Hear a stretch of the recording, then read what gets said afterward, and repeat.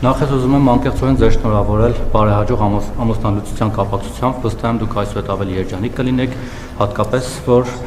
իշխանությունը արդեն երկուսի միջև չեք կիսի, դա էլ գուցե անդրադառնա մեր երկրի վրա։ Ինչ վերաբերում է հարցին, նախ ուզում եմ ճշտել, դուք հրաժարվել եք եկեղեցու դեմ արշավից, որովհետև վերջին շրջանում կարծես թե չեք ակտիվ արշավ չեք մղում եւ կաթողիկոսին հեռացնելու մասին չեք խոսում եւ Սևան այցի ժամանակ էլ կաթողիկոսի անունը իր հեճուկս ձեզ հնչեց պատարագի ժամանակ ու գործընկերոջս հարցի տրամաբանության մեջ ձեր թիմը ի վերջո ընդդիմադիր որ ուժի կամ տեխնացուի դեմ է պայքարում Ռոբերտ Քոչարյանի, Սամվել Կարապետյանի, որը բանտարկված է ձեր թեթև ձեռքով կամ ձեր իշխանության շնորհիվ,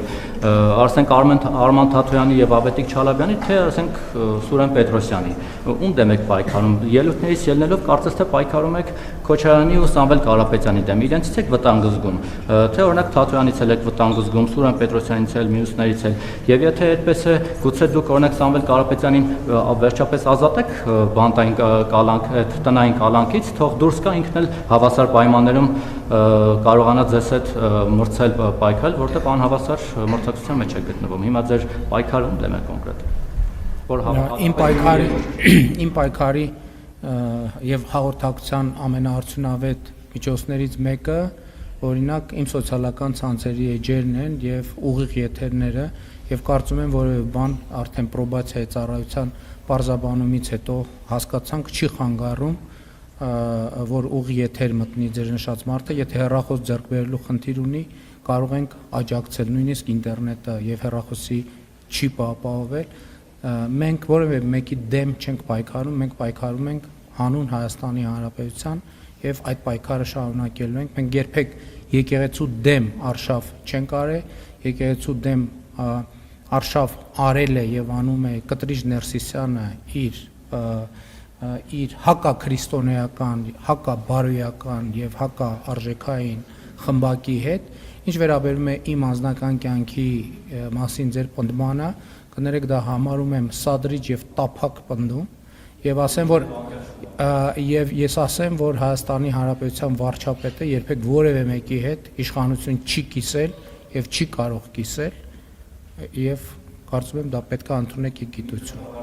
Դուք ասում եք Սամվել Կարապետյանը հնարավորություն ունի լայվ մտնի, վստահ եմ հեռախոսի ունի, կարող է ուրիշներին ապահովել, ասենք թե կառավարության անդամ է, բայց դա կարող է մտնել, բայց նա անազատության մեջ չի կարող դուրս գալ եւ հավասարի կարոզարշավանալ, ինչպես դուք եք հիմա օգտագործում այդ հնարավորությունը անում կամ թիմակիցներ։ Հիմա ձեր թիրախի կոնկրետով է Քոչարյանը, Թաթոյանը, Սամվել Կարապետյանը, Սերժ Սարգսյանը, նախկինները առհասարակ ասում եք պետք է երբեմն հանգիստ թողնել։ Երբ որ ձեր նշած անձը Հայաստանի բոլոր ընտանիքների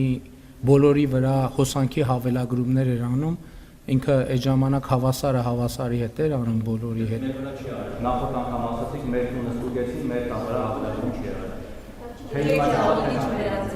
Շատ լավ, փողերի լվացում անելիս հավասարը հավասարի հետ,